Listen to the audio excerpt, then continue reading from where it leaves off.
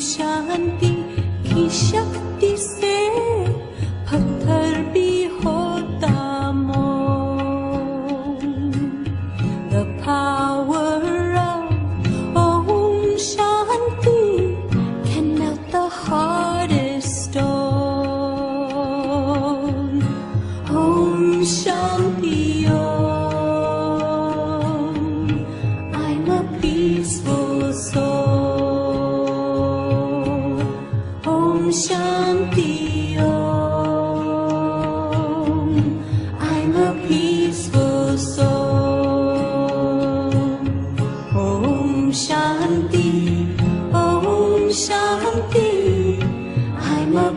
peaceful soul. Om Shanti, Om Shanti, I'm a peaceful soul. Om Shanti, Om Shanti, Om Shanti, Om Shanti, Om Shanti, Om Shanti, Om Shanti, Om Shanti,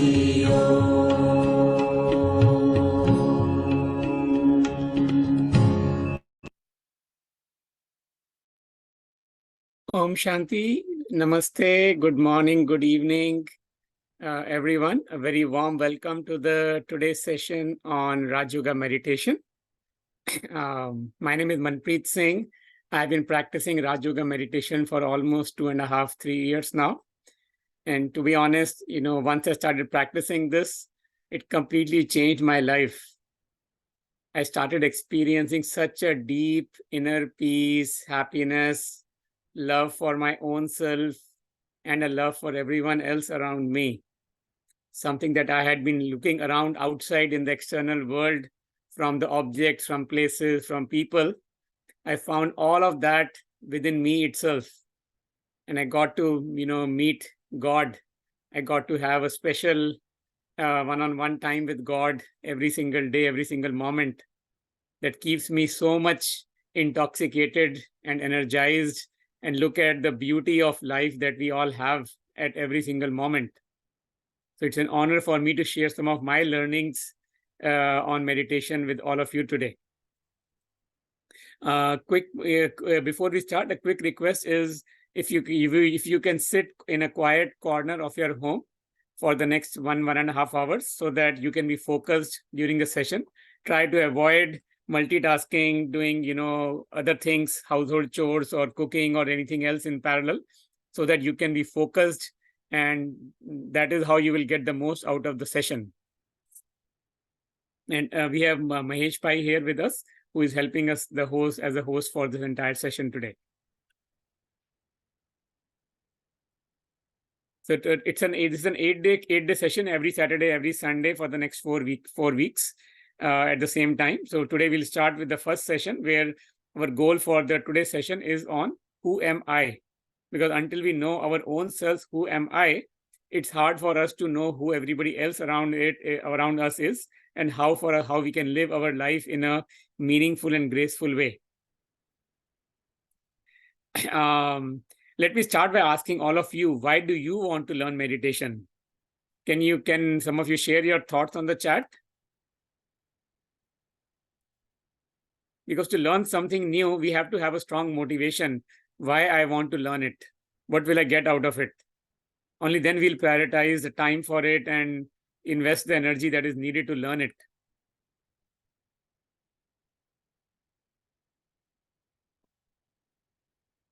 To be a peaceful soul, yes. For good mental health, definitely. The whole mental health is so much, hype around outside, and this whole meditation is the foundation for all the mental health issues. Peace and access higher consciousness. Yes, silence my mind. Beautiful. I think you all have a pretty deep, good motivations why to learn meditation. To find endless peace and strengthen my own mind. Yes, very well said.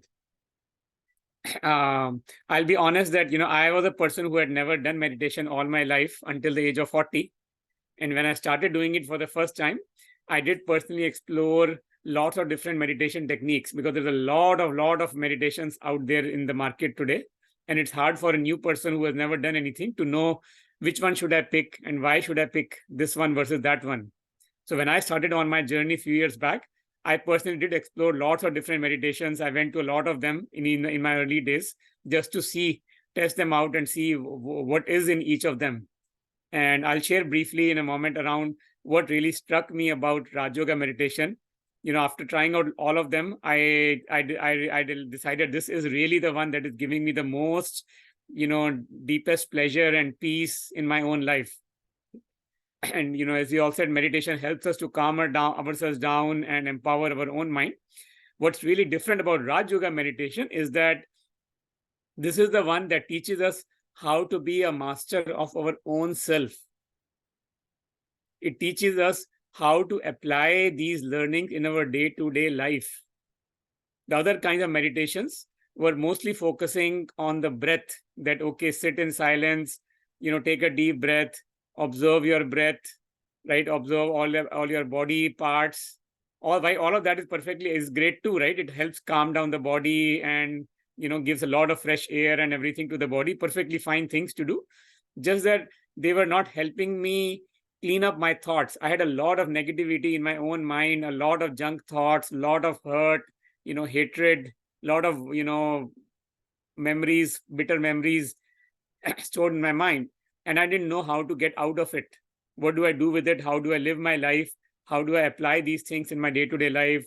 When I'm making decisions on a day-to-day basis with my family members and with my workplace at my workplace, what do I do? How do I make my decisions? What is the foundation criteria for me to make every single decision on a day-to-day basis?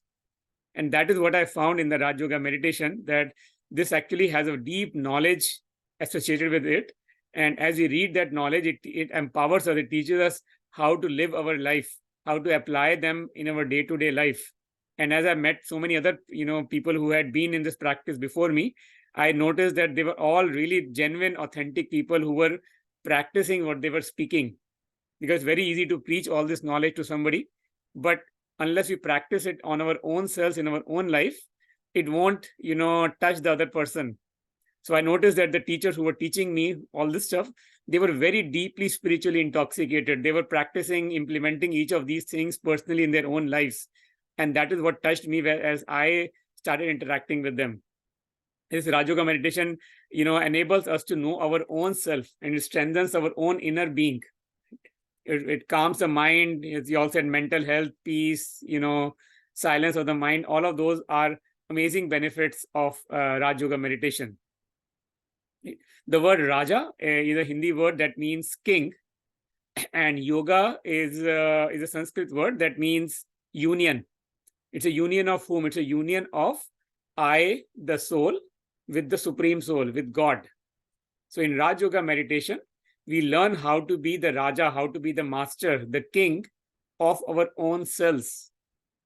And once we learn how to be the king of our own selves, that is what enables us to connect with the divine. That is what the word yoga means, the union. We get to be union one with the God. So we'll talk about this in detail in today's session and tomorrow's session on our knowing our own selves and how to connect our own selves with the God. So let's start by the most basic thing. Who am I? I'll open up to all of you and ask you to share your response on chat window. If I ask you, who are you? What would you say? How would you introduce yourself?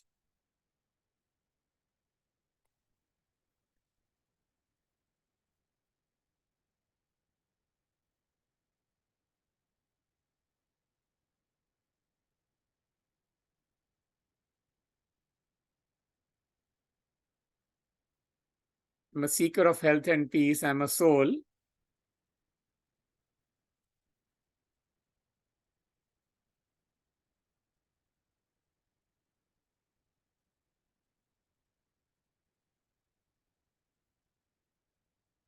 Very nice responses from a soul that resides in this body. It's a lot of beautiful responses from all of you. Typically, before at least coming to this knowledge, what I would introduce myself as, my name is Manpreet. I'm an engineer by profession. I was born and brought up in India. Now I live in the US. I work in this company. I would introduce myself as I'm a husband, I'm a father, I'm a son, I'm a brother, I'm a friend. I would introduce myself with my name, my nationality, my gender, my profession, my hobbies, my relationships. Right? Now, the reality is that let's take an example of, I request all of you to try to raise your hand for a minute. So when you raise your hand, what will you say? Whose hand is it? What do we say? Do we say, I the hand am raising, or do we say, my hand is raising? And we don't say I the hand, right? We say my hand. Now, who is saying my hand? Can some of you share your response on the chat window? When we say my hand, who is saying my? Who does this hand belong to?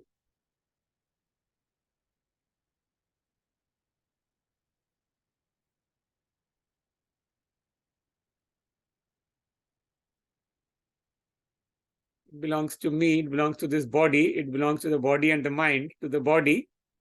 You see a lot of mixed responses here from all of you. When we say my hand, who is saying this my hand, right? Is I the hand? Are we saying I the hand? We are not saying I the hand. We are not saying I am the hand, right? We are saying that I am a. If we said I the hand, then it would mean that I and hand are the same. But we are not saying I the hand. We are saying my hand, which means I am not equal to this hand. I have a separate identity from this hand. Similarly, you can take any body part, your legs, your tummy, your knees. We say my hand, my foot, my leg, my knee, my tummy. We never say I the hand, I the tummy, I the knee, I the leg, right?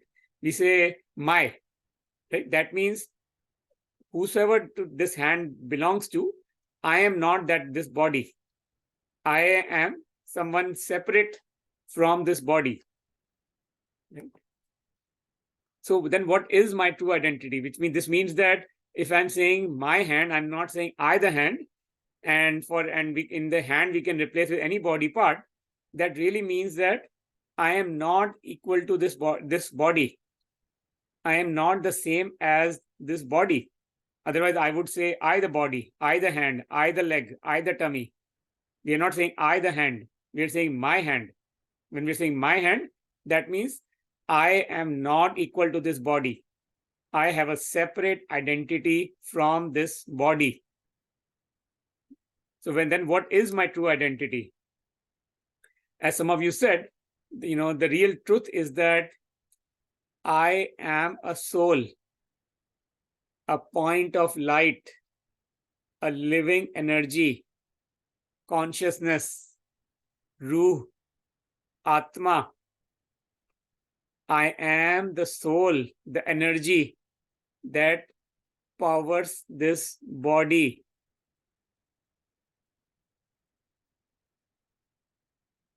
I am a soul who is sitting in this body temporarily, and I, the soul, is saying my hand. This body belongs to I, the soul. I, the soul, am living in this body temporarily. And I, the soul, am saying my hand, my tummy, my legs, my knees.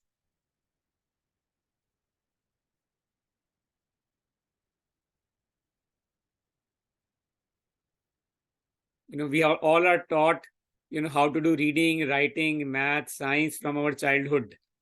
We are taught every single thing that is needed for us to have academic success, worldly success, financial success, bodily success, physical health, materialistic success. Anything that is needed to live the life in the physical world, we all are taught on all of that from our childhood. But nobody has taught us who am I. When I learned all of this, I wondered why I was not taught all of this. And then I realized that, okay, even my parents don't know any of this even till this age. And my parents don't know any of this because my grandparents never taught any of this to my parents. So it's not their fault.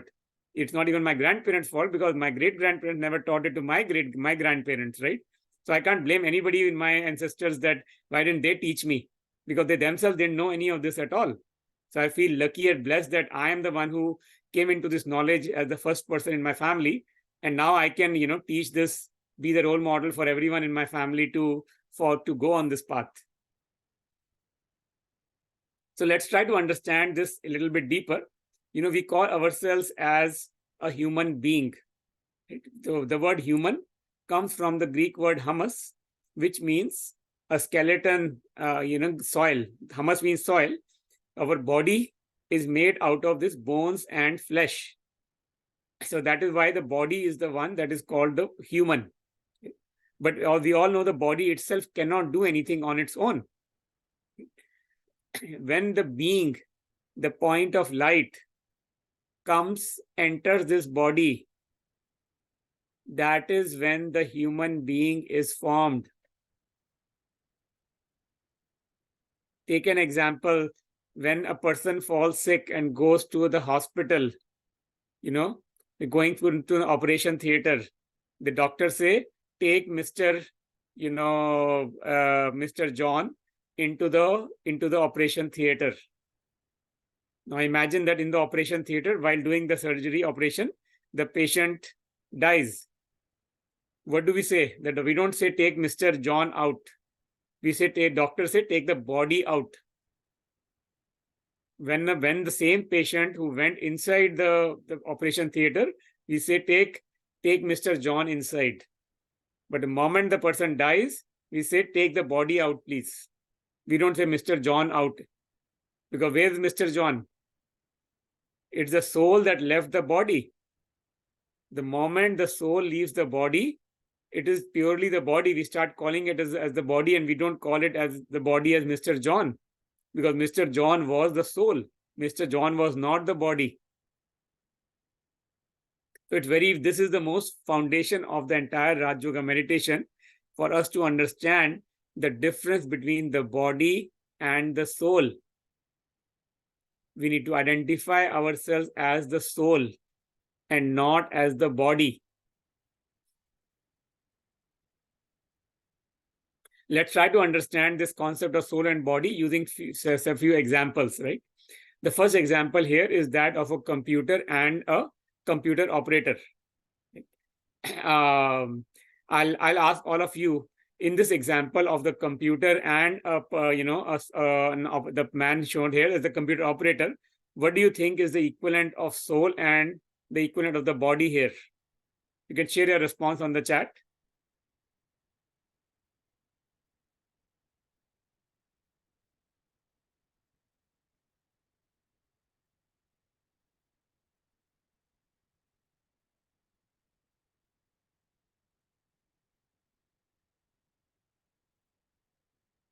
Computer is the body, yes. And man is the soul, yes. Very well said. Computer is body and operator is the soul, right? So very well said. So until the operator comes and operates the computer itself cannot do anything about it, anything on its own. So we need the operator, and you can replace the operator with a software. Operator can either operate on his own, or the operator can write some software that the software will run on the hardware. So the software or the operator is like the soul, and the computer, the hardware, is like the body. Let's take the analogy of the car and the driver. Okay? Can you share your thoughts on, in the analogy of a car and a body, car and the driver, what is the body and what is the soul? Car is the body and driver is the soul. Yes. Very well said. The car itself cannot move on its own. It's a driver that, until the driver sits in the car, that's the only time when the car starts moving. I mean, these days we have the self-driving cars as well, but even in the self-driving car, it is the software of the self-driving car that is driving the car, right? So there is, either the human or a software which is acting as the soul and driving the physical thing, the hardware, which is the car, right? So this is one of the deepest analogies that touched me personally very deeply when I came into this knowledge. Think of our own self as the driver of this rath, of the chariot, right? Consider a chariot which has got, say, these 5 horses, and each horse represents one of our 5 sense organs. the eyes, the ears, the nose, the mouth, the tongue, right? The touch, those 5 sense organs. Imagine that each of those sense organs is a horse, and I am the chariot of this horse. I am the charioteer. I am the Rath. Ye sharir mera Rath hai, and I am the Rathwadi, the driver. So think of this in this picture as the soul, am these 5, sense organs are my horses. I'm a horse rider. I'm the driver, horse rider, and I, the soul, am deciding, what the sense organs should do. Physically, my eyes cannot do anything. Eyes, if we take the eyes from one human being and transplant them into the body of another human being, do you think the same human being, the other human being, will see the exact same thing that the previous human being said? No, right? Even if we transplant the eyes, the new person will see something completely different than what the previous person saw, which means that it is not the eyes that are seeing. It is I, the soul, that sees through these eyes. I, the soul, listens through these ears. Because lots of us can be outside at the same time and listening to the exact same song or movie, or we can seeing the exact same scene outside at the same time. But each of us will conclude or see something different in our mind what we noticed out of that same scene. One person will notice the beauty out of the same situation, another person can notice the ugliness out of the same situation. So it's very critical for us to understand this difference, that these physical sense organs are merely physical senses. They are just the medium. Like eyes are just a physical object on which the light falls, and eyes, based on the light, that physical light that is being reflected on the eyes by the object, the eyes are just capturing that light. But what does that object actually mean is something that I, the soul, am deciding. Even if I'm seeing something that I should not be seeing, right? I, the soul, have the power to decide whether to close my eyes or not, whether to turn my attention away into a different direction or not, or should I just keep looking at something that is not the right thing for me to see, even if it unintentionally came in front of me. So I, the soul, is the one who has the power inside me to decide what to see, to decide what to think, to decide what to hear, to decide what to speak. We say that, a word just came. I don't know why I said this. Sometimes, words just came out of my mouth. We say that, oh, I didn't mean to say it. Just, accidentally came. These words accidentally came out of my mouth. Words never accidentally come out of our mouth. We think thoughts in our mind. We create those thoughts. We nurture those thoughts. And mouth is just the medium for those thoughts to come out. Anytime we say something, that means we have firstly created the thought in our mind. We were thinking about that point for a long time in our mind. That is why those thoughts just suddenly came out of our mouth. Because mouth has literally is just the medium for the air to come out, like the words to come out, that's it. But our words are purely a reflection of what I, the soul, thinks inside.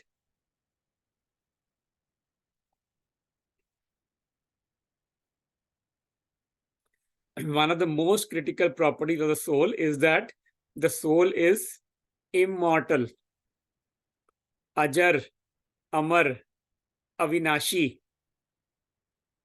Fire cannot burn me. Wind cannot blow me away. Sword cannot cut me. Water cannot drown me. That is the power of the soul. Think of all the, big people who have, sacrificed their lives and fought freedom for their countries, or, people who stand up for the truth, people who stand up for the injustice, people who have stood up for human rights, right? Where did they get the energy and the inner power to stand up for and fight for the truth? They all were soul conscious people. They all visualized themselves as the souls. They were not worried about, death. They were not worried about losing their bodies because they realized that they are souls. When we are in that soul consciousness, from my own personal experience, the moment I realize that I am actually a soul and not this body, and nothing can happen to the soul, I, the soul, am immortal. When I came into that consciousness, I personally lost the fear of death that day. When I lost the fear of death, I became extremely fearless, extremely courageous and bold to do what is the right thing to do. Earlier than that, I was always scared of what will happen if I take this action. What will others think about me? What will the society think about me if I do this? What will my family members think about me? What if I say something, will my friends still like me? I used to be worried about all sorts of, public approval, society, social norms and everything. But when I got into the consciousness of the soul, that I, the soul, am immortal, nothing can happen to me, then I got the courage inside me to stand up for my own self, to fight for the truth, to stand up for what is the right thing to do at every moment, be it in the family or be it in the workplace.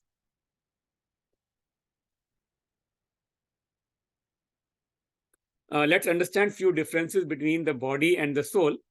The body, as we all know, is a physical thing, and soul is a spiritual, a metaphysical thing.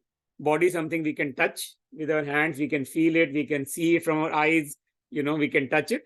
But soul is a metaphysical. We cannot touch it, we cannot see it from the eyes, we can only experience it, we can visualize it, but we cannot see it from these eyes, we cannot touch the soul.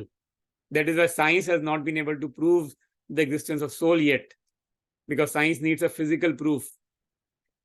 The body is mortal. Mitti ka tan mitti mein mil gaya. The body is made out of matter, and we all know the matter is perishable. The matter will die or will exhaust one day. Whereas I, the soul, am immortal. I, the soul, simply move from one body into another body. That's it. Nothing happens to me, the soul. The body is temporary. One day the body is sick, the another body may be healthy. One day the little child is born, from infant to toddler to elementary school to the teenager to an adult. The body changes, right, as the child grows up. But I, the soul, am eternal. The soul never changes. The body has its own body consciousness, right? The body does not have actually conscious energy of its own, but the soul is the one that is filled with consciousness. And we said, body is the one that is constantly changing on a regular basis.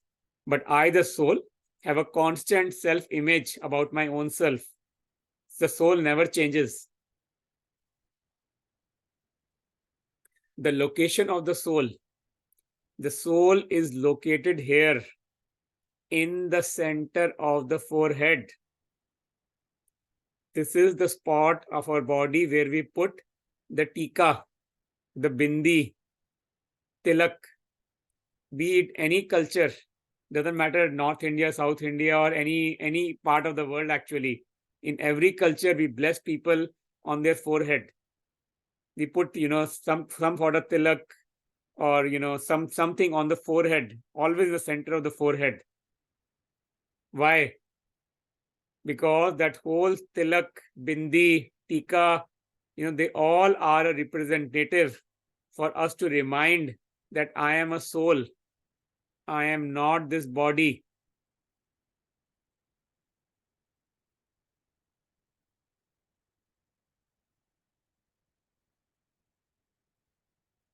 We all have studied, the anatomy of our physical body, all the different body parts, the eyes, the ears, the nose, the mouth, the stomach, legs, right? Lungs, heart, kidneys. We know the anatomy of our body very, very well. Similarly, there's also the anatomy of our soul. Just like the body has so many different physical body parts, and each body part has its own function, similarly, each part of the soul also has its own function. And we'll take a deeper dive into what is the anatomy of this eye, the soul, and what is the function of each of these different parts of the soul. Soul has three faculties, three parts called mind, intellect, and sanskar. Mind is what is called the man. Let's understand what is the purpose of the mind, the man. Okay? The purpose of the mind is to create thoughts. You can see in the first picture, this person is standing somewhere and he's creating a thought. He's craving for some sweet, and his mind is creating the thought of eating a chocolate. In the picture on the side, this girl is sitting in the park on a rock, and she's a little worried because her mind is thinking about the exams. The purpose of the mind is to create thoughts. Our mind actually creates a new thought almost every 1 to 2 seconds. So you can imagine that, we have like almost 40,000 plus different thoughts in our mind every day. That's a lot of thoughts that our mind creates by default. It is very critical for us to observe the quality of the thoughts that our mind is creating and channelize those thoughts, change them, check them. What quality of those thoughts are they? Are they good quality thoughts or poor quality thoughts? And if they are poor quality thoughts, we need to change them into good quality ones. And meditation is exactly what it enables us to go into that silence. If meditation empowers us to sit on our own, with our own self. And during Raj Yoga meditation, we observe our own thoughts. We check what are the thoughts going on in my mind. And as we observe our own thoughts, we can check, are these the right thoughts to produce or not? And we'll come out, different kind of thoughts and how our mind produces thoughts. And, this power of the thoughts is apparently the biggest, thought power is the biggest power in the entire world.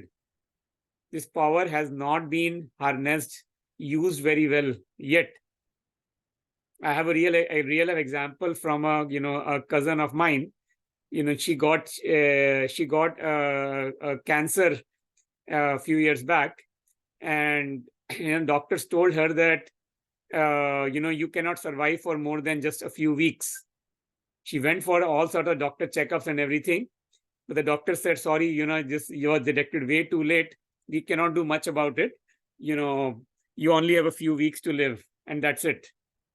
But she had such a deep thought power in her mind that she actually started creating the thought that, her younger daughter was like 9 years old at that time. And she said, oh, nothing can happen to me until my younger daughter goes to college. The doctors would continuously tell her that, oh, you only have few days, few weeks to live. But she would say, no, doctors, nothing is going to happen to me. My younger daughter is 9 years old right now. Until my younger daughter goes to college, I will live. I have to grow up both my daughters. And until my younger daughter goes to college, nothing will happen to me. And guess what? Just by saying that, just by creating that thought and being in that intoxication constantly 24/7, she actually survived until her younger daughter was 19 years old. Almost 10 years she was going through all sorts of, her chemotherapy and every single thing, anything the doctors would recommend. She would do all sorts of physical treatments. But while getting physical treatment done, she had such a strong, deep thought power in her mind that nothing will happen to me. I am perfectly fine. She just created that thought constantly, and she survived for 10 years. The doctors were shocked, amazed by, what kind of magic does she have inside that. Doctors could not physically do anything about her, but she just kept saying all of that, and she just survived for 10 years. I mean, we tell her that, if she actually had said that I will survive until both my kids are married and I have grandkids, and I raise my grandkids. And if she actually had produced that thoughts, maybe she would have survived for even another 20 years after that as well. But she just picked the bare minimum that was really like the most critical for her to say that, okay, I want to make my kids, both the kids, to be grown up and have them be adults before I leave this body. She just picked the bare minimum that was most critical. She just created that thought, and she literally lived 10 years like that. That is the power of our thoughts. So there are different class of thoughts, that our mind produces. There are waste thoughts, which are like thinking about the past. Oh my God, why did I make that mistake? I should not have done like that. We keep thinking about our own past mistakes, and that makes us go into shame and guilt. Or we keep thinking about others' mistakes. How dare someone say this to me? Somebody says something to me 5 years back. I keep remembering that and keep cursing them. That's all waste thoughts. Or I can keep sitting worrying about the future. What will happen tomorrow? What if there's an earthquake tonight when I'm sleeping? What if, when I'm driving a car and tomorrow I have an accident, right? It's important to be prepared for the future. If we are living in California, with the area which is prone to earthquake, it's critical. We can have, an earthquake preparedness plan. We can have an earthquake insurance, whatever. But constantly worrying about 24/7, what if, will actually deplete our mental energy. And then we create these negative thoughts where we say, okay, meri kismat hi kharab hai. I always get the wrong things. Why my luck never shines to me, and bad things happen to me. Nobody loves me. I am of no use. I am the most horrible person on this world. I cannot do anything. We create so many of these negative thoughts about our own selves or about others. And then there are these ordinary thoughts, like things like, brushing our teeth, right? It's critical for us to brush our teeth every morning, every night, because, we need to keep our bodies healthy. Or, if I'm driving from my home to my office, I need to plan. Okay, I have a meeting at 9 o'clock. It takes me 20 minutes to drive from my home to my office.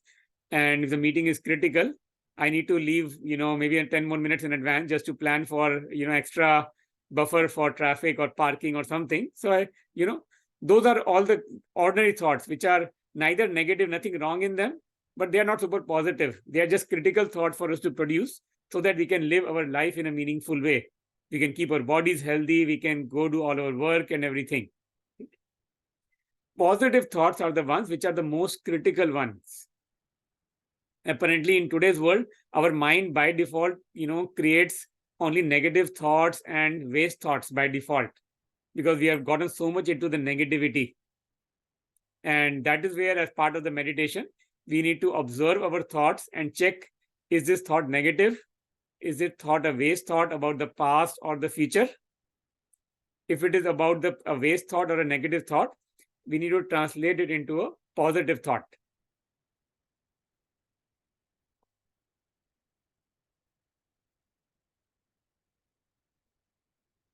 Then comes the second part of our soul. We talked about the first part, mind, which the goal of the mind is to create thoughts.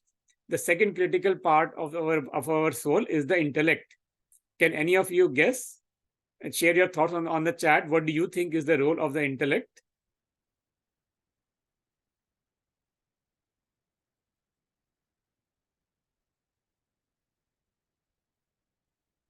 Make decisions. Yes.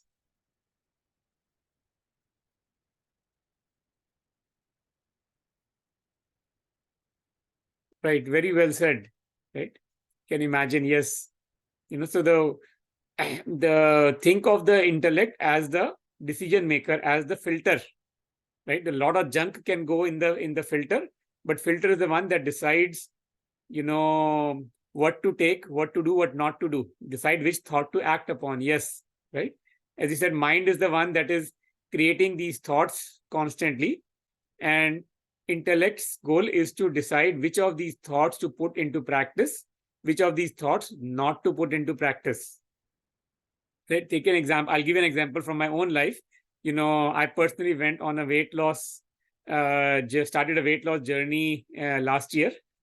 And my coach recommended me to go on a diet with salads and fruits. Now I was the person, I used to eat fruits all my life, but I never used to eat salads. Somehow I never developed a taste for salads in my life. But when my coach recommended that, eating salads is the most healthy way to lose your weight, I said, okay, let me try it out. And it was hard. Every day, my eyes would go upon all the yummy dishes that were cooked in my home. And of course, I was on a weight loss diet. I couldn't ask. Not everyone in the family was in the weight loss at the same time, so I can't go and tell everybody in the family, hey, you also stop eating the main course and start eating salads with me, right? It was my decision to go eat salads and be on my weight loss journey. But in the home we had all sorts of yummy dishes, samosa and matar paneer and everything being cooked in the home. So I am the one who had to make the decision every day. Okay, what am I gonna eat? Even if everybody in the family is eating, all the yummy dishes, I am the one who has to decide what is the right thing for me, for my body.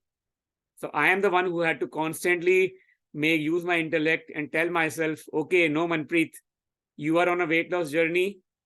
You are the one who has to eat the healthy thing. You are the one who has to be the role model for everybody in the family to follow you.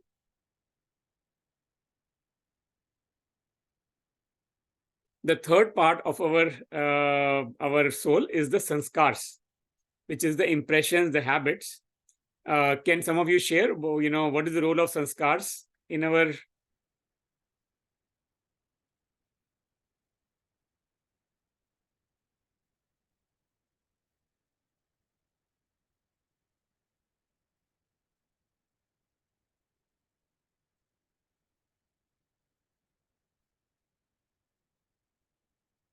Right. So, sanskars are the one determine our personality. Yes.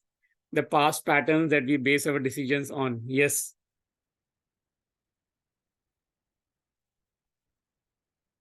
So, once our mind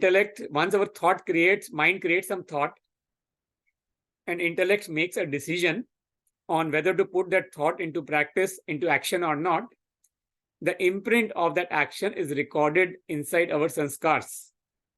Right? Let's take an example, right? If let's say I make a plan to go on a weight loss diet, that, okay, I will eat, only fruits and salads from today, right? But when I go to the kitchen, I see my favorite matar paneer in the kitchen. And on the other side, there is also salads in the kitchen. It's my choice. If I today make a decision, okay, Manpreet, it's okay, let me just skip salad for today. Let me eat matar paneer for today, and tomorrow I will eat salads. First day I make that decision. Second day there is samosas in home, right? I see samosas and salads, and I make, okay, let me just eat one samosa today. I will eat salad tomorrow. Third day there is, favorite biryani at home, and I have to make a choice between biryani and salad. I say, okay, let me eat biryani today. Tomorrow I will eat salad. Now, if I keep making my intellect starts making this decision to skip salad tomorrow. After, couple of days, what will happen? Moment I go to the kitchen, I will see my favorite dish. I will not even ask the question to my intellect, what should I eat? Should I eat salad or not? Every day, my mind intellect made the decision of just eating the regular fresh cooked food and not the salads. My mind will skip the intellect and it will directly go and start eating the regular food. It will completely skip even asking the question to the intellect, because that sanskar of eating the regular, unhealthy food has gotten into my mind so much that I don't even think about what am I doing and what am I doing is the right thing to do or not. But let's take the opposite scenario, right? First day, I go to the kitchen, I see matar paneer and I see, salads. I make a decision, okay, Manpreet, let everybody in the family eat matar paneer. I am going to eat the salads today. I make a hard decision. It was hard for me on the first day to make the decision to eat salads. Okay, Manpreet, I'm going to eat salads. I make the hard decision first day. Second day, I see samosas and salads. I again make the hard decision. Manpreet, no, you have to eat salads. You have to get yourself into a healthy state. I pick the salads. Third day, I see biryani versus salads. I make the choice of eating salads. Wonderful. Fourth day, fifth day, sixth day, if I continuously make this decision of eating salad for 20 days, 21st day, I will not have to think about it. I will see both the things, but my mind, my intellect will my body, my hands will directly go to the salads and I will start picking the salads and start eating them on their own without thinking, without making it won't be hard for me to make a decision anymore after that. So those are the sanskars. Once we make our intellect makes a decision and we repeatedly act on that decision, then the repeated actions get recorded into our sanskars. And then this is how these three parts, the mind, intellect, and the sanskar, the subconsciousness, there's a cycle between the three of them. Mind creates thoughts, intellect makes a decision, and our sanskars are the ones where the traits get recorded of whatever we have done, whatever thoughts we have created, whatever thoughts we have put into action, whatever decisions we have made, all of those get recorded into the subconscious. And based on whatever things are recorded in our sanskars is how our mind creates thoughts next time. So you can see it's a cycle, the more I make some good quality decisions, those good quality decisions will get recorded into my sanskars. And then next time, my mind will not even create the opposite thoughts anymore. Let's take an example, right? That, if there's a 2-year-old child who asks the parent that, can I eat a candy? And the parent first day says, no, sorry, this candy is not healthy for you. Second day, the 2-year-old toddler asks, can I eat a chocolate? Third day, and they get no. Third day, they see, can I eat rasgulla? No. Fourth day, can I eat some other dessert? Parent continuously says every day, no, eating this dessert is not healthy for your body. What do you think that even a toddler will do after 20 days? Any thought? Do you think the toddler will continuously keep asking after 20 days as well, whether can I eat this dessert?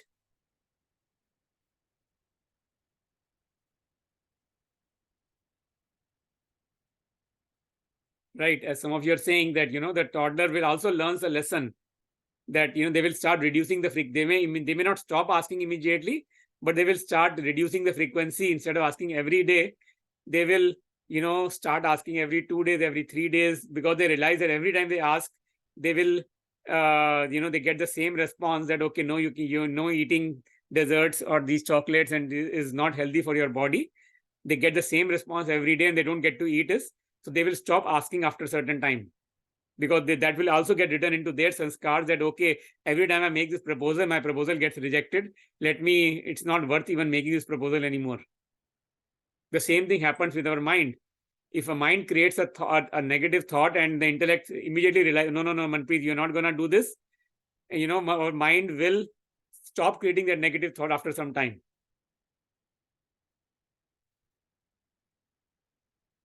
So there are 5 different, our sanskars are built from 5 different, factors. The first factor is our parents, our family in which we were born, how our parents raise us. That is definitely a critical one factor that, determines our sanskars. The second factor is our friend circle, our social circle, our friends in the society, in school, college, in the work, office, colleagues, our environment, our neighbors. All of that, the company in which we are, that impacts our sanskars, right? And then there's some sanskar that we carry forward from our previous birth. Take the example of twins, even the twins that are same gender, right? Do you think the twins that are same gender, are the exact same copies of each other in their personalities? No, right? As some of you are saying already. No, the twins, even though they are born from the same parents, at the same time, and as parents always try to do the best and give equal treatment to all their kids, so the family is giving the exact same nurturing to both the kids, right? And it is the reason the twins are different is because they both are carrying different sanskars from their own previous births. And the next factor that decides our sanskars is our willpower, right? When we consciously make decisions to change something in our mind, when we decide that, okay, doing this is the right thing for me, doing this is not the right thing for me, I am going to do this because it is the right thing for me, it is the right thing for long term. When we make those decisions based on our willpower, those things also get recorded into our sanskars. And that is the biggest thing is part of this, Raj Yoga meditation, that we get to build our inner power. And using our inner power, we change our old habits, our old sanskars, our poor quality sanskar that we have built from the past births of being body consciousness and thinking negative. We can change those negative, those sanskar, those old habits using our willpower.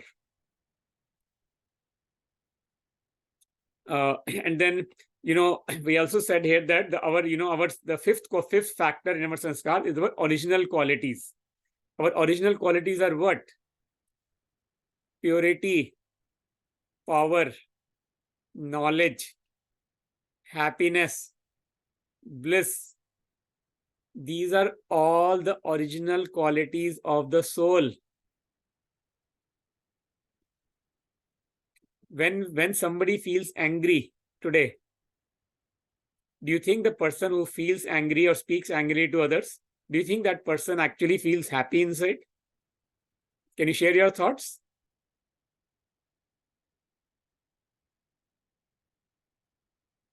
No, right? Being angry at the moment may feel like I am powerful and I can control the other person by being angry. But no, absolutely not. Anger does not give the inner power to the person who is being angry. Anger does not make them happy from inside. In fact, anger depletes our inner power. We think that we can control the other person, we can, overpower them, and we can be the king by being angry. But no, you're right. Anger reduces our energy from inside. Right? Why? Because being angry is not the original quality of the soul. When somebody is angry, that means their soul power is depleted. They are empty from inside. That is why they are angry. The inner original quality of the soul is peace, shanti.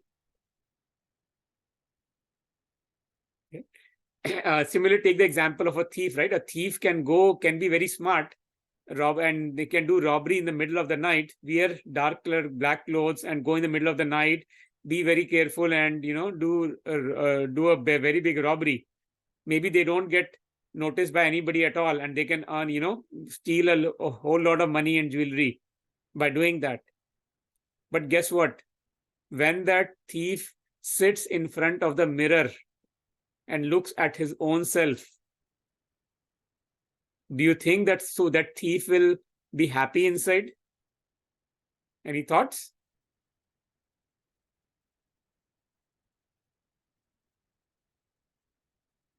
Right. You're all saying right. The thief will not be happy inside because we do not get happiness by doing something wrong. We can guard ourselves from other people. Yes, we feel very guilty. We can guard ourselves from other people. Okay, I was so smart that, nobody saw me doing this theft, right? How about the victim mentality where they justify their actions, right? A lot of us do try to justify our actions, right? That, okay, when we try to, become victim of our own thoughts, right? As part of this meditation, I'll be honest that until I started practicing this meditation, I was one of those people who always justified my actions. I had no idea what action of mine was right versus wrong, but I had no power or no ability to accept my wrong actions personally. I had firstly didn't have the visibility, awareness of what actions, what thoughts am I doing that are right versus wrong. And because I didn't even have the awareness of right versus wrong, even when others were telling me that this is wrong thing to do, I did not have the energy inside me to accept that this is a wrong thing or I have done something wrong, because I didn't have a good high self-esteem for my own self. And when I was in low self-esteem, that is when I always justified my actions at that time. But as part of this meditation, when I started filling my own self with all these powers inside me, the happiness, the peace, the love, the purity, when I started feeling these powers, all these virtues inside me, and I started living these qualities in my day-to-day life, as I became observant of my own life, what actions am I doing on my day-to-day basis, which of those actions are good quality, which of those actions are not good quality, right? I became observant of my thoughts, which of my thoughts are positive thought, what thought is negative thought, what is a waste thought. When I became aware of my thought and started changing them into a positive one, that enabled me to be aware, of my own self. And once I became into this awareness of being soul conscious, that filled me up with a lot of high self-esteem. And when I got into that state personally of being soul conscious and being very high self-esteem, then it was very easy for me to accept my own weaknesses and work on my areas of growth. I'm not a perfect human being by any means today at all. Just that I became aware of my areas of growth, and I started working on them personally over the last few years and growing over them. I'm still working on them. Some things I have worked upon a lot. Some things I still am working on a day-to-day basis. I'm a work in progress soul on my own journey and working on my own path of growth every single day.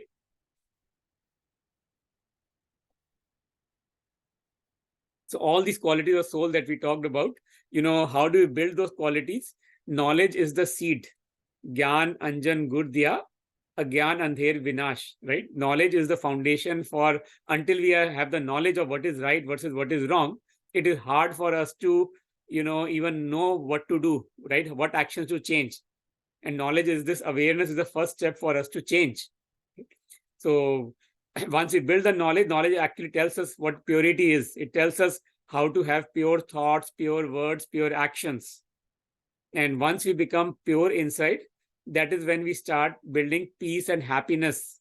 Peace and happiness actually can come as a byproduct of purity.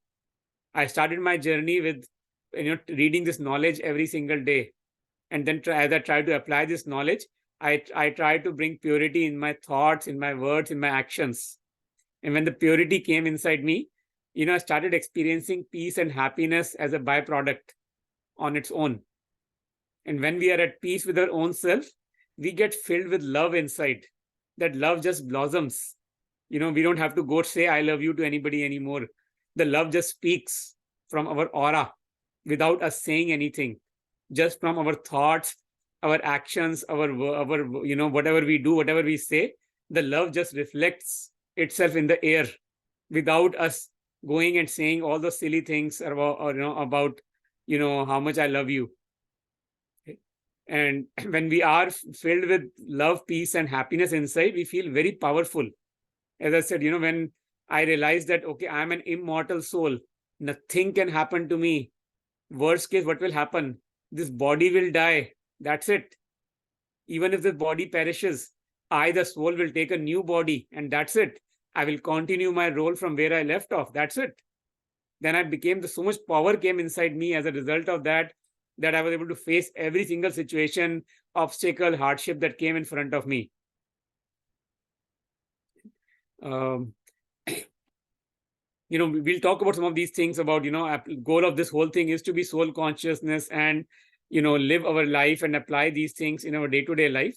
So for today's, thing, we'll start with the first two steps of the meditation. The first step here is for us to withdraw ourselves from the body and the bodily labels, right? Instead of thinking ourselves, I'm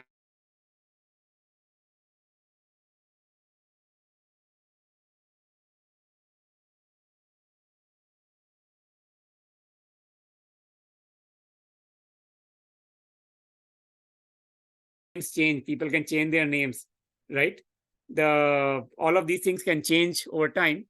But so that is the first step here towards meditation, is for us to withdraw ourselves from the body and all the bodily labels. And the second step is for us to visualize ourselves as the soul, the point of light, the energy, the consciousness that resides in the center of the forehead. Try to feel it, feel these qualities inside you.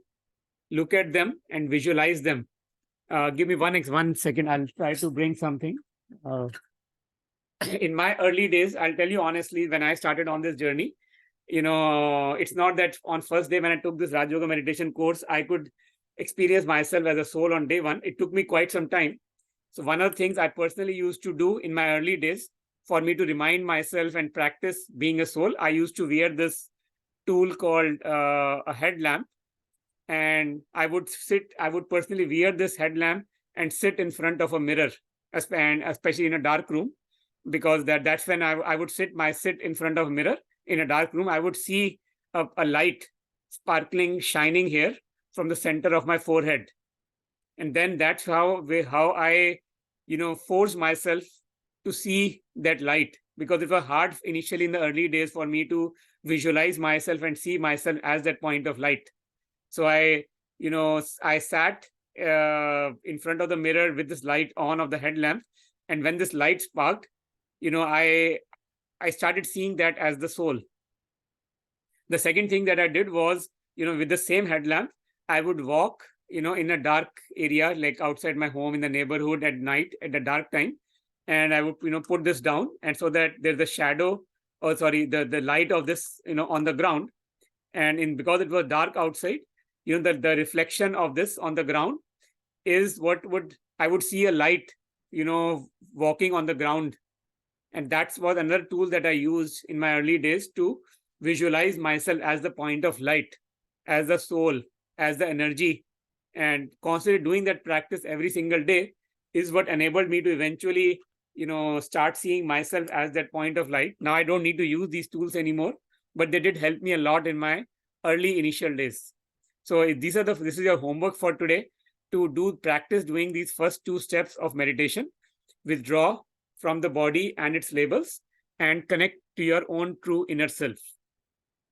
So with that, let's join together for a brief round of meditation for a few minutes.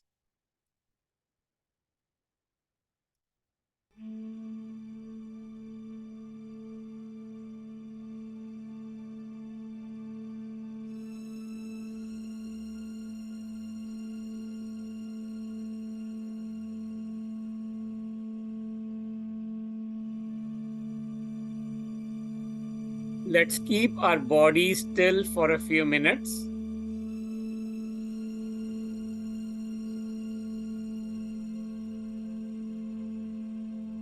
Because only in a still body can I experience the inner stillness of my mind.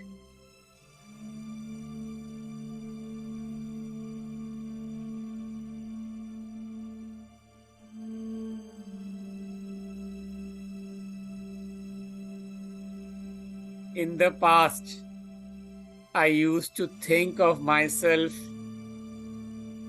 as a body.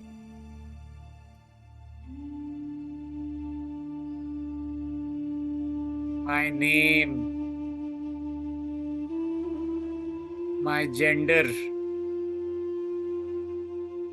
nationality, my education, my profession, my relationships.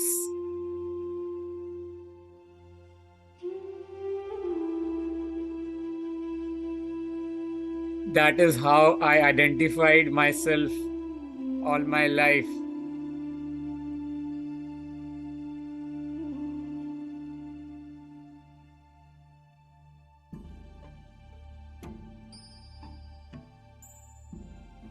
But now I have a new learning.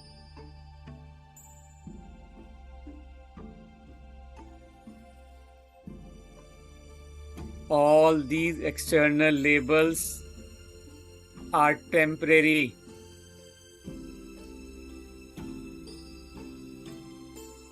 The body is perishable.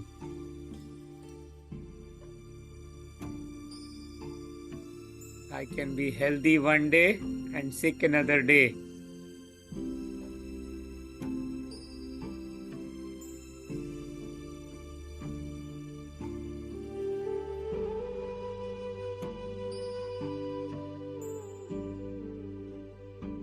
The only thing that remains permanent, eternal,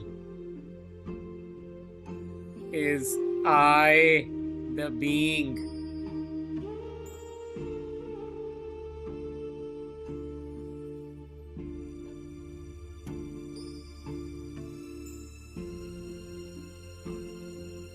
I am a point of light. the Ruh, the Atma, Jagti Jyot,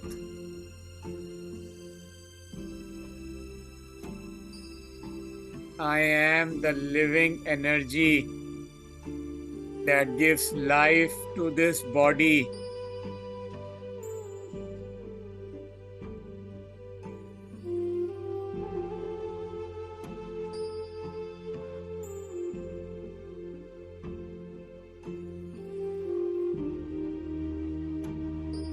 I, the soul, have a separate identity from this body.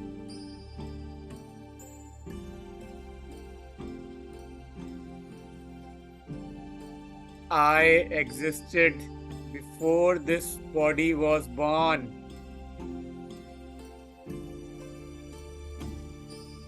I will continue to exist even after this body perishes.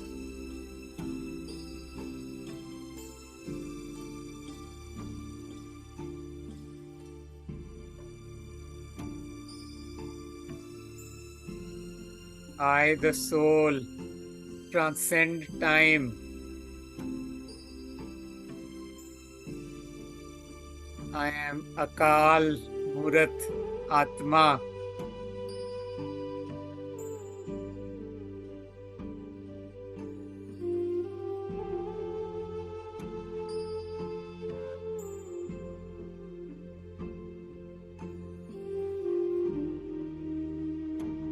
Purity, peace, power are my original virtues.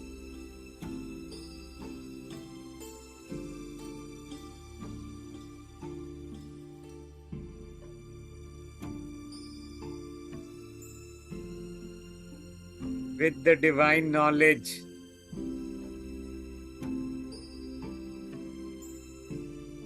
I sharpen my intellect.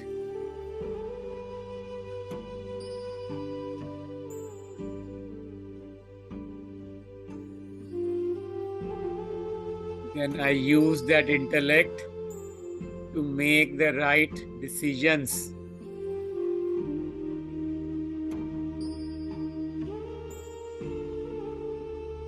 Earlier, I used to make decisions based on social norms, or I used to make decisions to please other people.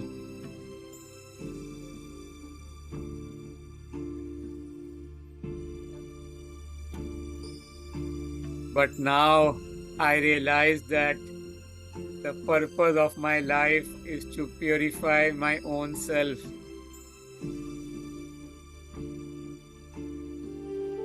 When I am pure within,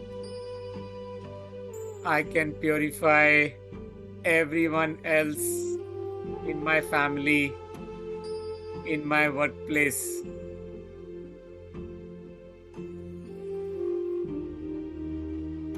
The purity reflects in my aura.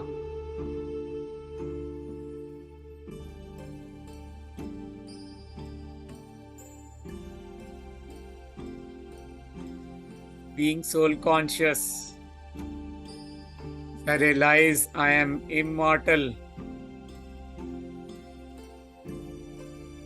That gives me the power, the strength to stand up for the truth.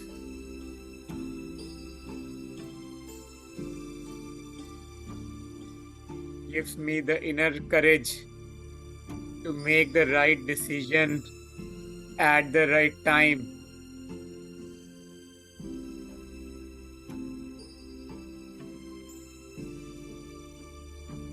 My every decision is based on the divine knowledge.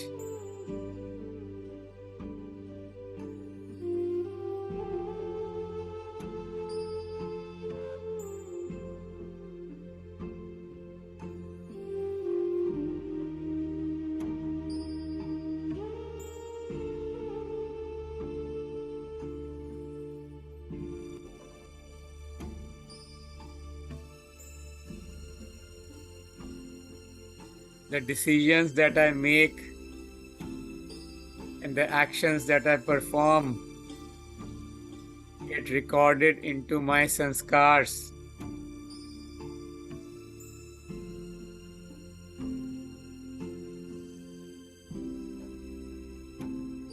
With Raj Yoga meditation, I get the knowledge what is right versus wrong. I use that knowledge to sharpen my intellect. When I am in a soul conscious form, I can make the right decisions. I get the courage, the strength to stand up for the eternal truth.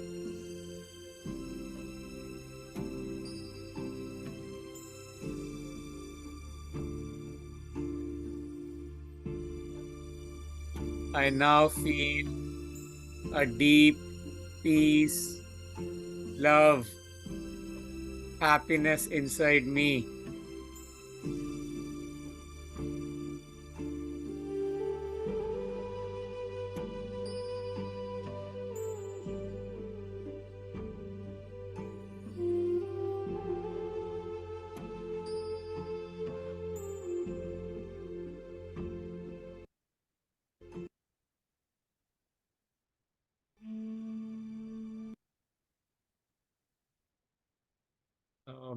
So with that, we are almost done with today's session. Just briefly wanted to mention that we have a webinar series starting tomorrow on what money can buy, what money cannot buy.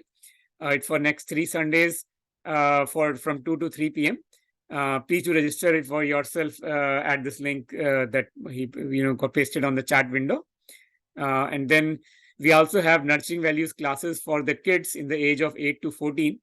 These are very beautiful classes led by Brahma Kumaris, where we show lots of stories and fun videos with their kids in the age appropriate manner. So if you have kids in this age group, I strongly recommend the kids to join this class. It helps build inner values, inner confidence, the fearlessness, the courage, the strength inside the kids. And we also offer well-being webinars at workplace. If something you'd like us to give a talk at your workplace on building confidence or forgiveness or faith or acceptance, please feel free to let us know. So with that, we're almost over with the today's session. I'll open up the Q&A if any of you have any thoughts, any questions. You can, ask the question right now. You can also feel free to email me offline. My email is bk.manpreet.s@gmail.com. I'll also send you all an email today after the class. So you can contact me offline as well. But if you have any question right now, feel free to type your question on the chat. Om Shanti, brother. Mm-hmm. Thank you, brother, for today's session and for introducing us with our own true identity, that we are a soul and not this body, and explaining with several comparisons on how we, the souls, are different than this body. Thank you for beautifully explaining with examples on how 3 faculties, that is mind, intellect, and sanskaras of we, the souls, work together, and the role of mind and intellect in creating our habits. And also thanks for sharing with examples that our feelings of peace or anger, happy or sorrow are all based on the type of thoughts we generate. And hence it's very important to pay attention to the type of thoughts we generate each moment. And as you said, that is where daily practice of Raj Yoga meditation helps us to stabilize our mind, to channelize and always generate positive and elevated thoughts, no matter what the situation is outside. So thank you for sharing all those learnings and teachings. I do see a few questions. One of the original quality that you mentioned of the soul is purity. So the question is, could you please explain what does the purity mean? The purity, it starts with our thoughts. Purity means having the purity of our thoughts, our words, and our actions. And I'll tell you honestly, I was a person all my life until I came into this knowledge. I always used to control my words. Okay, what is the right word to speak in this moment? If somebody says this to me, how should I respond? What word should I use to, how should I reply to this email? how should I, if somebody says X to me, what word should I say back to them? I always tried to control my words, but I had personally no awareness of my thoughts. And as part of this Raj Yoga meditation, I learned that, our words are just purely a reflection of our thoughts. And even our actions are also a very natural reflection of what we are thinking inside. So instead of controlling our words and our actions, if we focus on purifying our thoughts, that is the biggest purity. Once our thoughts are pure, only pure words will emerge from our mouth all the time, right? And similarly, once our thoughts are pure, our actions will naturally be pure after that.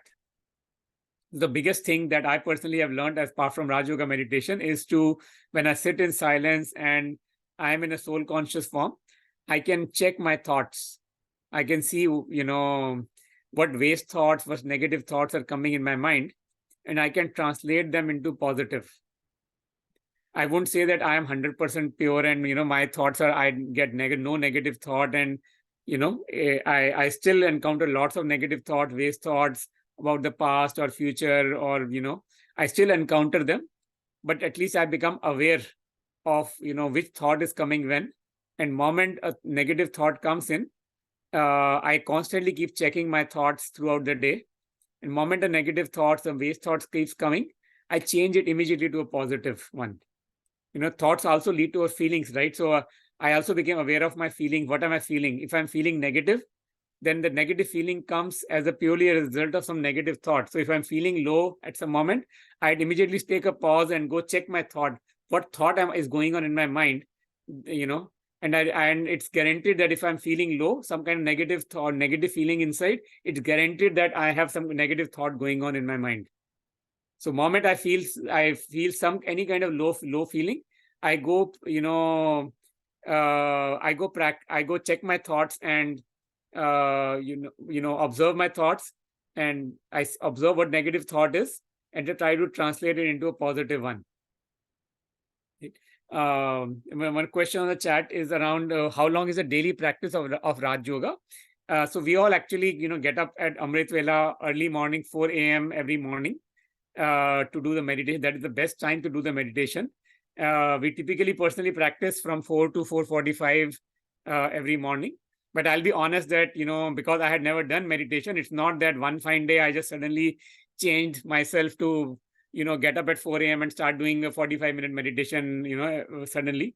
That change did not happen. It took me almost 2 years of my journey to transform myself slowly into the phase. I was a late sleeper all my life personally, sleeping after like around 1 a.m. or so by default all my life.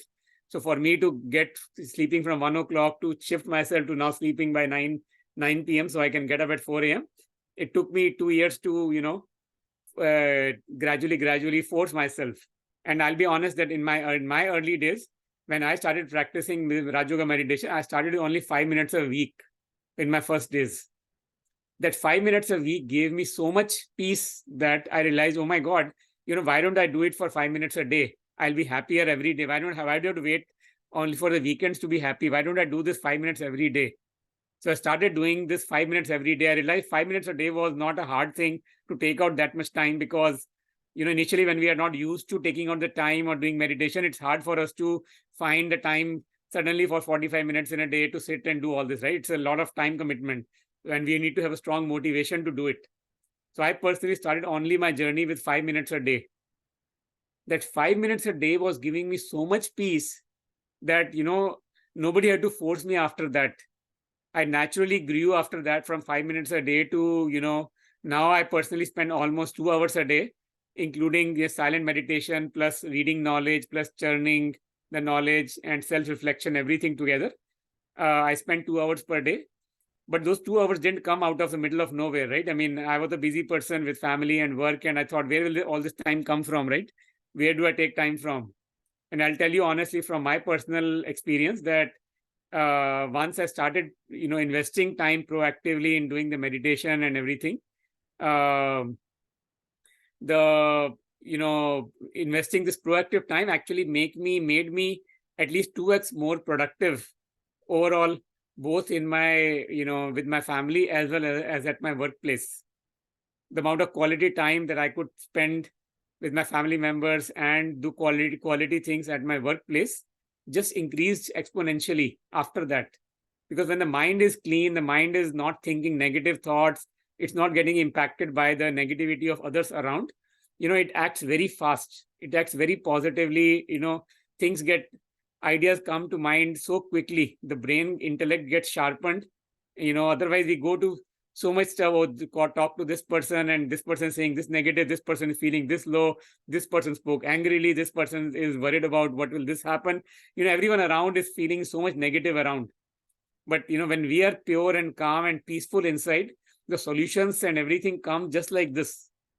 And when we go with a very clean, selfless heart, a pure, a pure heart, a pure feeling inside to talk to someone, the conversations with everyone, be it a family member or a colleague meeting in the office, the conversation just goes so smoothly after that, because we are, having every conversation in a soul conscious manner, without having to have any selfish interest. What will I get out of it? It's not what will I get out of it. It is it the right thing to do or not? If I go to every meeting, every discussion with family member, with colleague with that intent, is it the right thing to do? Then the other person feels that energy, that okay, I'm coming to them with that. Even if I'm proposing something or making a hard decision, I'm coming with that, with a very pure, clean heart. I'm not doing it out of ego or out of anger or out of any selfish motive behind it. The other person feels the energy, and they're way more willing to cooperate with us when we are ourselves pure inside. I hope that answers the question on how long is this meditation and how to take out the time for all this meditation. It's hard initially when we have not done it all our life to make the change in the early days, but the change is worth it. The transition is hard in the early period, but once you make the transition, the life becomes a bliss after that. Yeah, thank you, brother, for answering it very beautifully with your own experiences. I think that ends our Q&A session today. Thank you very much. Thank you, brother. Thank you, everyone. And look forward to seeing all of you again tomorrow session at same 6 o'clock, 6 p.m. Pacific time. Yeah. If you have any more questions, feel free to email me offline. Yes, yeah. And thank you everyone for joining us today. So as brother mentioned, all the 8 sessions of this course are interlinked with each other. Hence, we request you to not miss any class. So for example, if you join day 1 but miss day 2, again join day 3, and you miss a couple of other sessions, then you are kind of breaking the chain and you won't be able to relate the knowledge shared in the previous sessions. So we request you all to not miss any classes. But if you cannot join due to some reason, then please email Brother Manpreet so that we can send you recording to watch and catch up before the next class. Also, we start our sessions 15 minutes earlier at 5:45 p.m. Pacific time. We play some videos which revise what we learned in the previous class, and we also play some guided meditation commentaries so that you can stabilize before the class starts at 6 p.m. So see you all tomorrow again at the same time. Till then, also, if you would like to watch the recording of today's class, if you want to rewatch it, revise it again, then let us know in the chat window and we will email you the recording to your registered email address. Thank you very much. Your question, or other question on chat on if your another family member is joining the Hindi class, you can definitely join the Hindi class as well. They're both the same content typically, mostly. But I do recommend sticking to one. If you've joined the Hindi one, stick to that for all of them. If you join the English one, stick, even though the content is the same for everyone. But, every teacher has a slightly different style of speaking and explaining the same concept. And some things, at the end, some teacher may move it to the next class and things like that. So please try to stick to one and pick any one, but stick to that for the entire 8 sessions. Thank you, brother, for taking that question. Thank you. Thank you, everyone. Again, we'll end today's session now and see you all in tomorrow's class. And those who have asked for the recordings in the chat window, we will email you the recording at the end of the day. Thank you again. Om Shanti. Om Shanti. Thank you, brother. I will end the session now.